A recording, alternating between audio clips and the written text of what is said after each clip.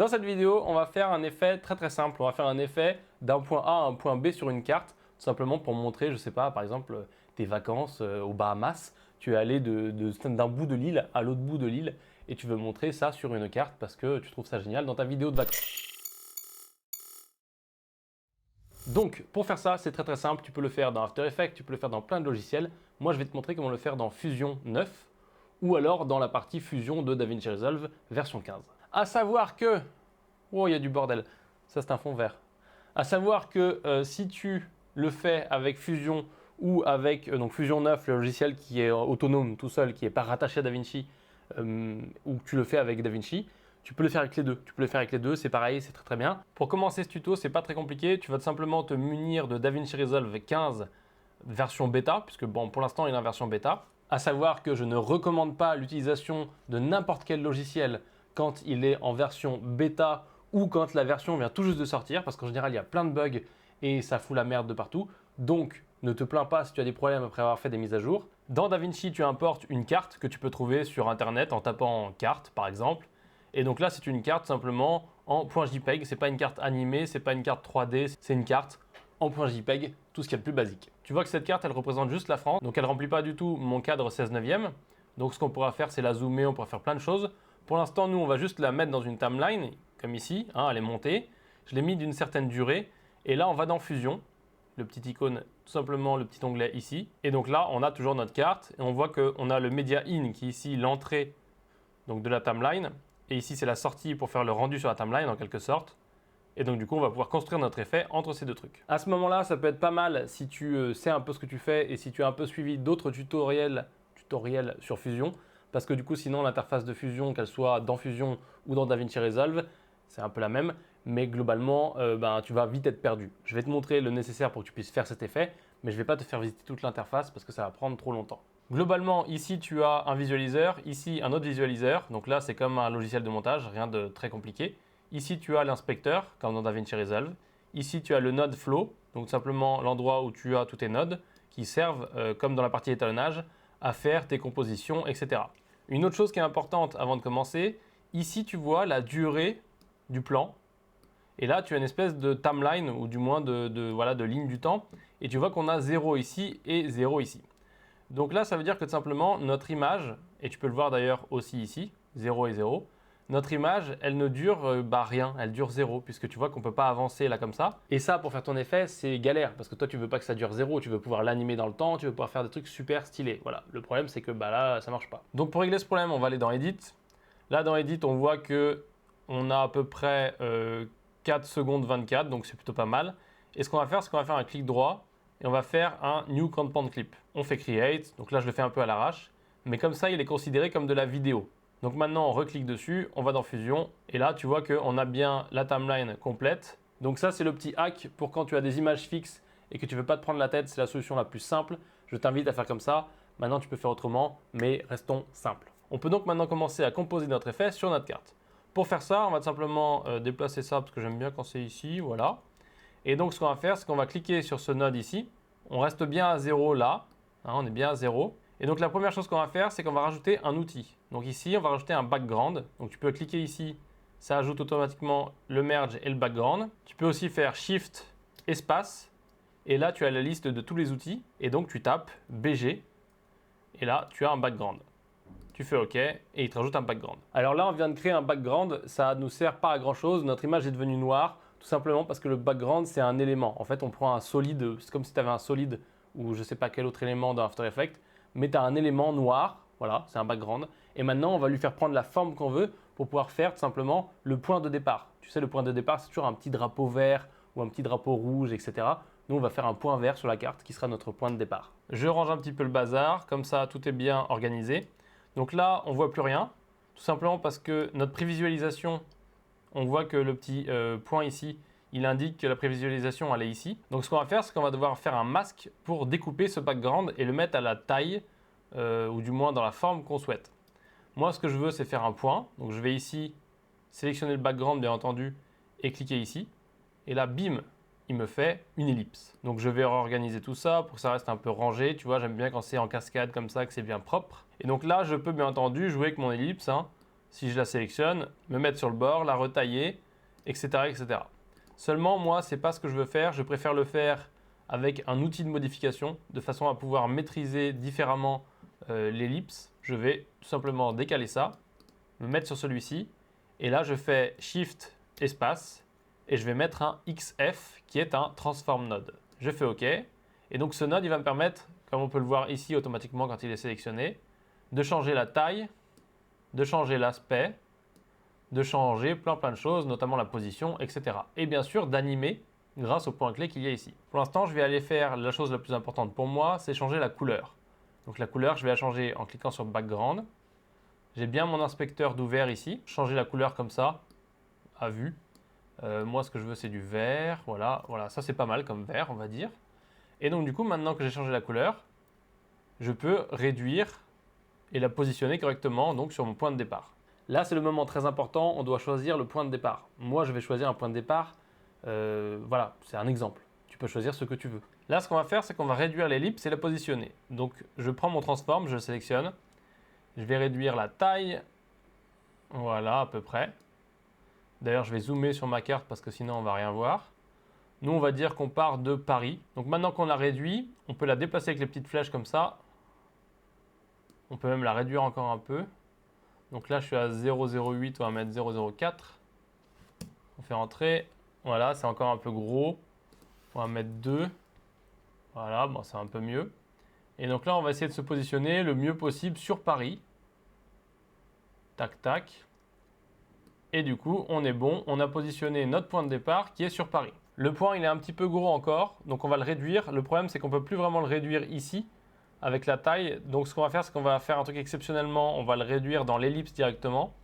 Donc je vais cliquer sur l'ellipse et je me mets sur le coin en bas à droite. Oui, il y a des coins sur les cercles. Et je réduis.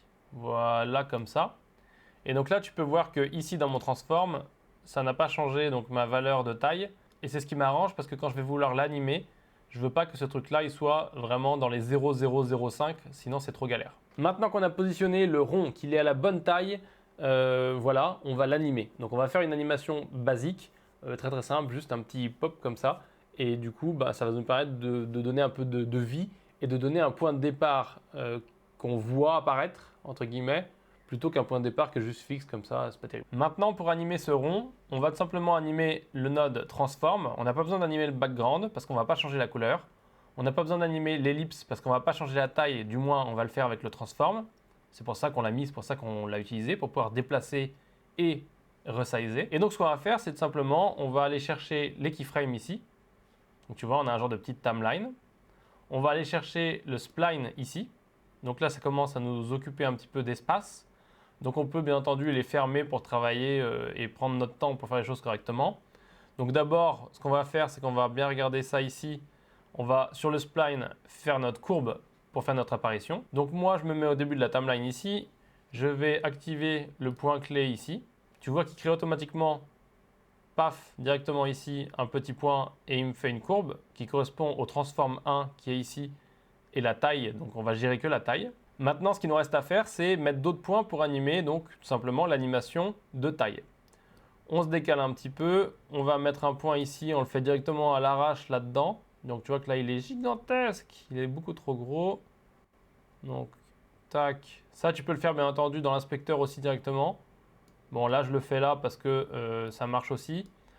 On va simplement cliquer là-dessus pour mettre la bonne taille, parce que sinon, c'est beaucoup trop petit. Et une fois qu'on a fait donc gros petit, enfin petit gros comme ça. Donc là on part de 0, on monte, on monte, on monte, on monte, on monte, on monte, on monte. Là il faut qu'on réduise maintenant. Donc du coup ici on va déplacer, on va créer voilà une redescente.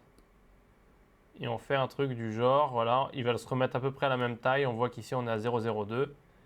Et donc maintenant qu'on a tout ça, on va sélectionner tout. Et on appuie sur S pour faire des belles courbes. Et donc maintenant, si on fait play, on va difficilement avoir une lecture en temps réel, mais on va voir à peu près ce que ça donne. Voilà, voilà. Donc tu vois, il monte, il redescend, ça nous permet de bien voir où est le point de départ sur notre carte. Bien sûr, ça je trouve ça un peu gros, donc on peut le réduire. Pour le réduire, c'est pas compliqué, on va aller ici et on va passer à 0,04. ou 0,4. Voilà. Et là, on repasse pareil en courbe. Maintenant qu'on a mis le point de départ, qu'on l'a placé, qu'on l'a animé, qu'il est de la bonne couleur, qu'il est sur vraiment notre point de départ, on va faire la route jusqu'au point d'arrivée. Donc là, tu as plusieurs choix. Soit tu fais ton point d'arrivée, donc tu dupliques tout ce qu'on vient de faire pour le point de départ et tu fais le point d'arrivée. Soit tu ne sais pas vraiment où tu vas aller, comme moi, et tu vas d'abord faire le chemin là où il te mène. Et après, tu mettras le point d'arrivée. Pour faire le chemin, on va tout simplement se placer sur la carte à une destination. Donc disons qu'on va aller, en suivant cette route, on va aller au Mans par exemple. Voilà, allons au Mans. Le Mans, c'est très bien. En plus, j'y suis jamais allé, donc allons au Mans. Pour aller au Mans, on va cliquer sur le merge ici. On va faire Shift, espace, et on va aller chercher un Paint. Donc Paint, tu tapes Paint tout simplement. Tu fais OK ou Entrée. Et là, il t'a mis un autre Paint. Bien sûr, le Paint, tu l'as aussi ici. Allez, voilà, Paint. Et donc du coup, ce Node Paint, il te permet de faire plein de choses très intéressantes. Notamment, tu peux voilà, peindre sur la carte comme ça. Bon, c'est intéressant, mais ce n'est pas ce qu'on cherche. Donc on va revenir en arrière. Et tu peux surtout faire des tracés que tu pourras contrôler plus tard. Donc je vais zoomer pour qu'on soit bien précis. On va aller à 400. 400, ça va être beaucoup. On voit qu'on n'est pas super bien placé sur Paris, mais ce n'est pas dramatique. Donc du coup, ce qu'on va faire, c'est que là, on va choisir nos réglages de brush control. Brush control, c'est le résultat de notre tracé. Donc là, tu as la taille de la brush, donc il faut que tu testes. Mais en gros, ici, c'est blur, donc avec du flou autour. Et ici, c'est des contours nets. Après, tu as la taille, ça on pourra le régler après. Ici, tu as la couleur, etc. La couleur, on va se mettre un petit bleu sympathique comme ça. Plus clair, non, non, voilà, comme ça. Voilà, un bleu comme ça, disons pour l'instant. Et maintenant, ce qu'on va faire, c'est qu'on va tracer la route. Donc, tu cliques ici sur l'image et tu vois que c'est beaucoup trop gros. Donc, on va réduire ça tout de suite. Voilà, voilà. Donc, tu cliques, ça te fait un premier point et après, tu continues à cliquer en suivant la route que tu t'es fixée. Voilà, donc tu peux te zoomer au maximum et être encore vachement plus précis que ce que je fais. Voilà, globalement. Alors l'idée c'est vraiment de bien suivre la route du premier coup, pas comme je suis en train de faire. Là on est arrivé à Chartres, donc on peut faire une petite pause. Et on continue. Donc l'idée c'est de bien suivre comme ça. Tu peux faire moins de points, tu peux faire... voilà, tu peux prendre un point plus loin et faire une courbe, tu peux faire plein de choses. Moi, j'essaye vraiment de faire le plus de points possible parce que le plus de points possible te permet tout simplement d'animer avec plus d'étapes et plus progressivement. Et aussi d'être vachement plus précis sur la route. Tac, on est arrivé au Mans. Je crois que c'est là qu'on a dit qu'on allait aller. Donc maintenant qu'on est arrivé au Mans, on peut encore régler un peu mieux la taille ici. Voilà. Alors là, tu vois que j'ai un peu pas terriblement bien géré la route. Donc on va essayer de masquer ça. Allez, ouais, pas trop non plus. Voilà, bon, ça va être un peu gros au final, mais tu as compris. Et donc du coup, je te montre le truc vraiment génial avec le Paint. C'est une fois que tu replies ça, tu vas dans Stroke Control ici.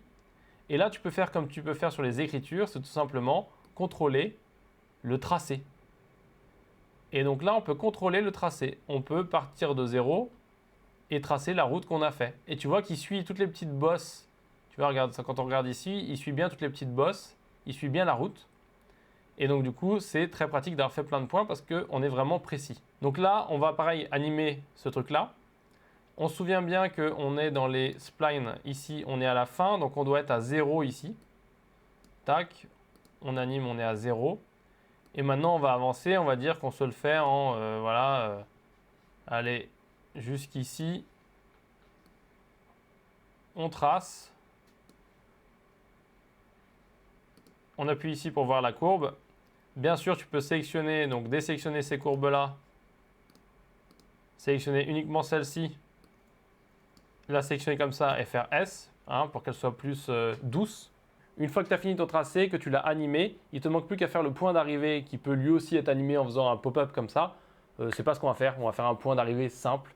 Et après, on va remettre le point d'arrivée, enfin le point de départ par-dessus la courbe, parce que sinon c'est ridicule. Faisons maintenant le point d'arrivée. Donc très très simple, hein. On prend le Paint. On va cliquer ici sur Background. Même concept que ce qu'on a fait au début. Là, il nous fout le bazar, donc on va replier le spline pendant un temps.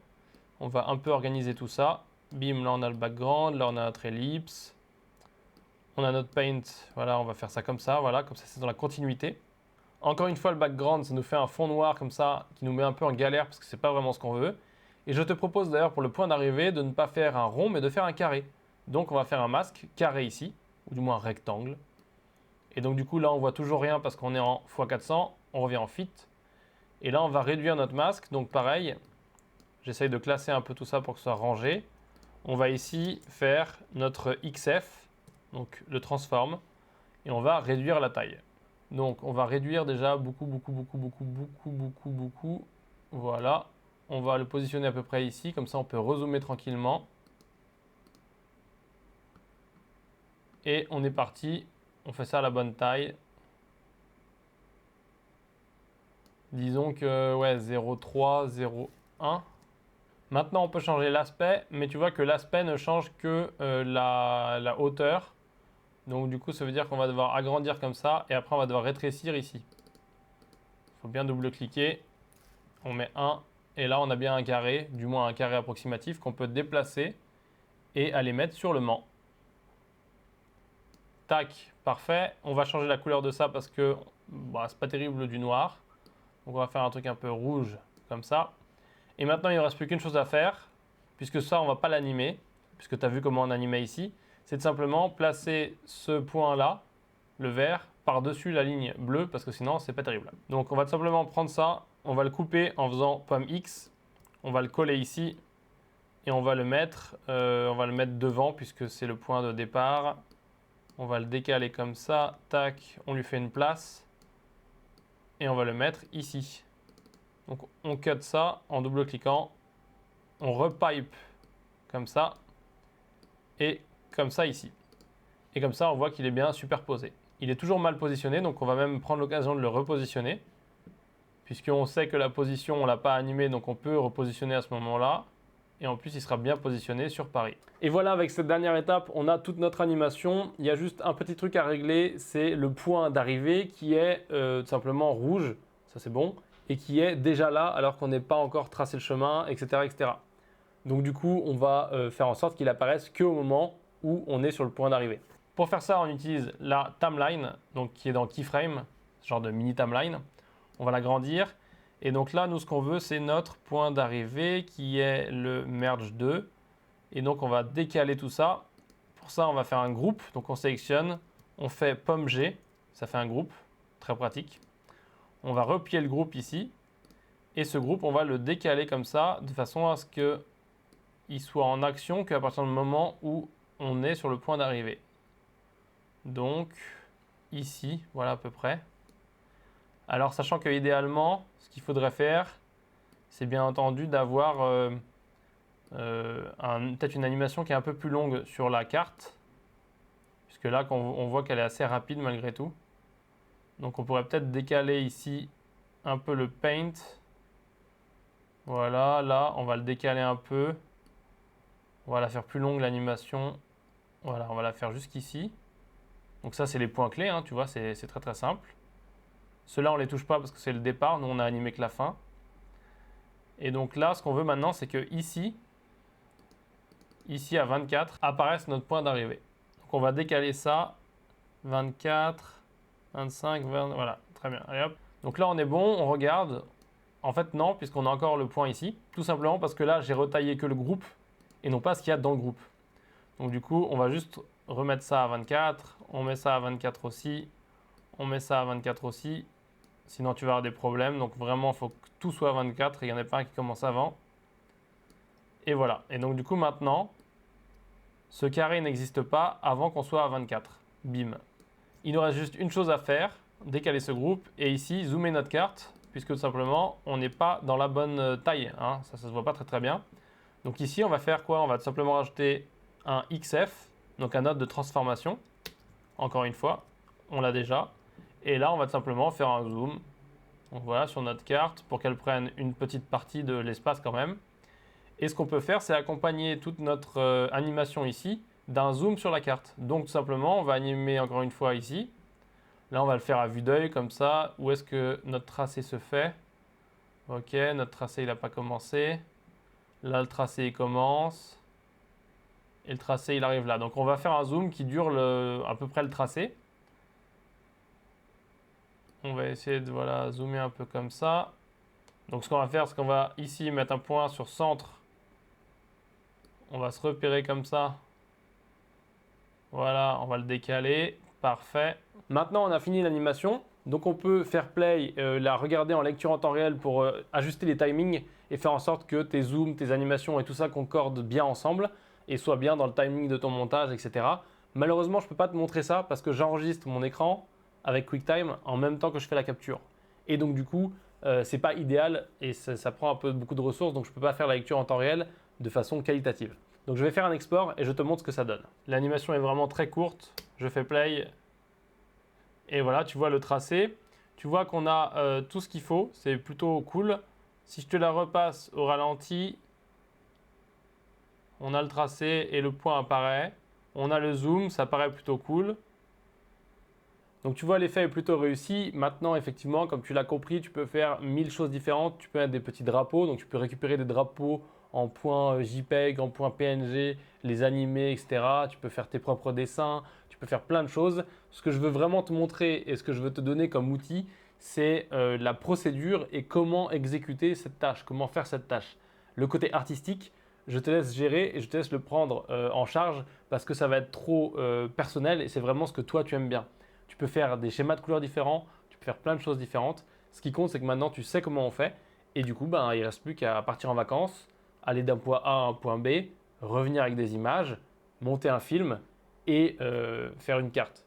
Et après aller du même point A au même point B sur la carte. Donc voilà, c'est tout pour moi sur cette vidéo. J'espère qu'elle t'a plu. Si tu veux me témoigner ta joie et ta bonne humeur de cet apprentissage, tu peux mettre un petit commentaire en dessous. Tu peux mettre un pouce vers le haut aussi. Tu peux partager la vidéo avec tous les gens qui cherchent des trucs sur Fusion, que ce soit sur Facebook, sur Instagram, sur j'en sais rien où tu veux. Et si tu veux en apprendre plus sur DaVinci Resolve, que ce soit pour faire du montage de tes courts-métrages ou du montage tout simplement de tes films pour tes clients, de n'importe quoi que tu veuilles faire, tu peux aller voir mes formations sur Maximus University, il y a un lien en dessous. Donc ça va te permettre de devenir meilleur si tu sais déjà utiliser le logiciel et ça va te permettre de tout simplement démarrer sur de bonnes bases si tu es débutant et que tu veux apprendre le montage. Je te remercie d'avoir regardé cette vidéo et je te dis à plus tard.